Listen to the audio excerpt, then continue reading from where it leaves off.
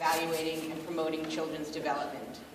Tonight I speak from this knowledge base, from my heart, from watching our schools cause emotional and educational damage due to high stress, test-driven, developmentally inappropriate curriculum, to the detriment of children's development and well-being, damage to their bodies without adequate recess and pause, to their brains without high-interest, content-filled learning, and to their emotions with the absence of joyful learning and the fear of testing and failing.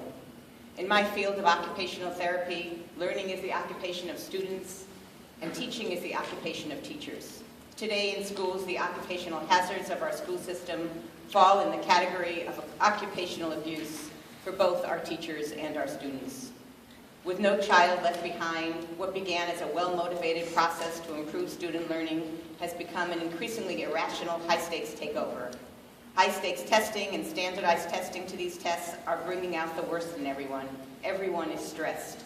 Our community of learners and teachers are increasingly anxious, depressed, fearful, and yes, angry.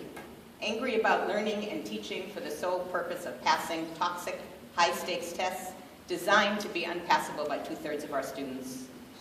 This toxic learning environment is damaging our students' brains and souls, their human development, their well-being. Our students and our teachers are our casualties. The learning process is our casualty.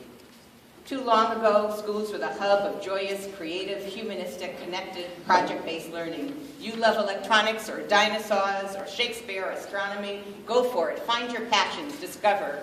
Humans are programmed to learn and make meaning from play, from exploration, from cooperative investigation. Today, young learners never even know that as people we have interests and passions to cultivate and societies to improve. No, not now. Now it is standardized. Learn as quickly as possible. Learn to a random prompt. There is nearly no content taught in early grades. Take the maps off the walls. Maps are not on the test. For the youngest learners, just letters and sounds, words, words after words on the word wall. Boring, decontextualized, dehumanized learning. That is not how our brains are designed to learn.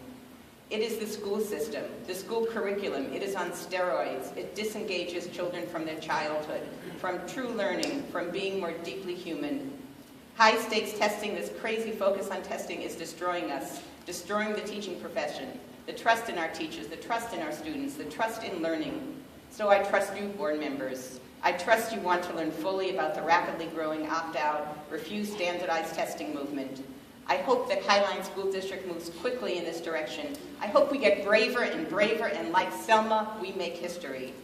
You will not hear this perspective when you walk the halls and talk to teachers. Teachers are too scared to talk. Crazy, too scared to talk about education. That's what education is supposed to be. Think, talk, disagree, debate. No, we have been too scared, but we are becoming braver here, across the country, tonight. I trust, as our esteemed school board, you want to understand the growing national movement to return education to the experts, the teachers. May I have your permission to offer you each a few websites to further your learning about taking our schools back from Pearson Corporation and returning our schools to the Highline School District. Thank you. I want to start first by thanking you all for the service that you do for our community and for our students. I know you care about students very much. When you said me too, you sat down with me and listened to my concerns. You've inspired me with the proclamations that you make and the goals that you set for our district. And Bernie and Michael, you both come to our science fairs at Bow Lake, and you've asked questions of my students and challenged them with their scientific conclusions. And I'd love for everyone to come to them, but none of you got an invitation last year to our science fair, and I'm very sorry about that. The reason is because there weren't enough science fair projects to showcase at the fair, and that's because of the high-stakes testing climate in the schools. Teachers weren't able to find the time to teach science. Even the 5th grade classes weren't given time to teach classes. They were asked to teach science once a week on Friday. And you can't learn science once a week. You can't learn it well. And so, in the spirit of our new evaluation system, think of my speech today as an artifact that I could submit for criteria 7, component 4F, showing professionalism in the Charlotte Danielson model, where it reads that expert teachers understand that students are are the highest priority. They advocate for their students in ways that might challenge traditional views in the educational establishment. It also says that accomplished teachers consistently adhere to school and district policies and procedures, but are willing to work to improve those that may be outdated and ineffective. These high-stakes tests are outdated and ineffective. The ranking and sorting of students through testing has its origins in the eugenics movement, and it's harmful to our community. These tests are reinforcing a fixed mindset by labeling our students unfairly. These labels follow our students and further limit their learning opportunities. Test questions are intended to confuse and trick students. Try the sample test online. You can see for yourself. They do not help me know my students better or inform me as to who is reaching standards. They tell me who is more savvy at taking tests. And they line the pockets of the investors in the testing industry. My students are my highest priority. And it's because of that that I asked Highline to consider canceling the SBA.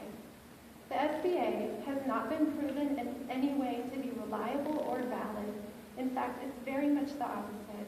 And I will send you a report that details a myriad of problems in the SBA math test with numerous examples of how test questions violate the Common Core standards. If not, cancel the test. And I understand why you might not choose that.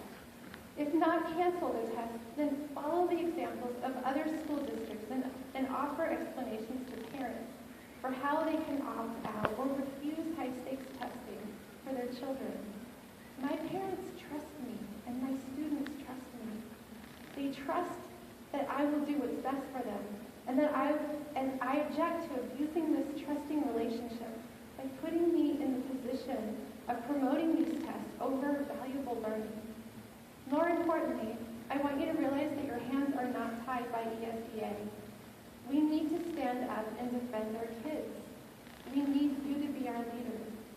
Alice Walker said, the most common way a person gives up their power is by thinking they don't have any. You are not powerless. But in our current testing craze, we are all disempowering our students by trading learning for test prep. Empower our parents. Empower our community.